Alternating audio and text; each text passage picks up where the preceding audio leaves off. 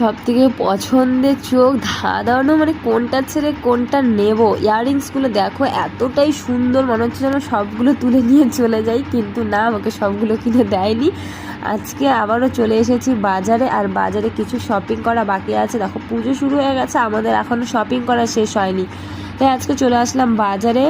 বাজারে এসে আমি প্রথমেই তো কসমেটিকের দোকানে চলে গেলাম, কিছু ইয়াররিংস কিনে নিলাম, তারপর তোমাদের দাদাভাই একটা প্যান্ট নিয়ে নিলাম, তারপর চলে আসলাম আমরা লাভ ক্যাফেতে কেক নেওয়ার জন্য। তা আজকে কিন্তু মহাষষ্ঠী, সবাইকে জানাই শুভ মহাষষ্ঠীর অনেক অনেক শুভেচ্ছা ও ভালোবাসা। তার সঙ্গে আরও একটি স্পেশাল দিন, আজকের দিনটি হচ্ছে আমার জীবনের সবথেকে স্পেশাল দিন। আজ হলো 28শে সেপ্টেম্বর। আজকের এই শুভ দিনটিতে আমার কোল আলো করে আমি মাতৃত্বের সুখ পেয়েছি। মা হওয়ার যে শান্তি, সেটা আজকের এই শুভ দিনটিতে আমি পেয়েছিলাম। আজকের এই দিনটি আমার জীবনের সবথেকে স্পেশাল দিন। আজকে হলো আমার ছেলের জন্মদিন। এবছরে বার্থডে খুবই ছোট করে আয়োজন করা হয়েছে, কাউকে বলিনি, শুধু নিয়মটা রাখা হয়েছে। কারণ এখন দুর্গাপুজো সামনে, অনেকটাই প্রবলেম চলছে আমাদের, যার জন্য ভাবলাম এবছর সেরকম করে সেলিব্রেশন করব না, কোনো রকম নিয়মটা শুধু করে রাখি।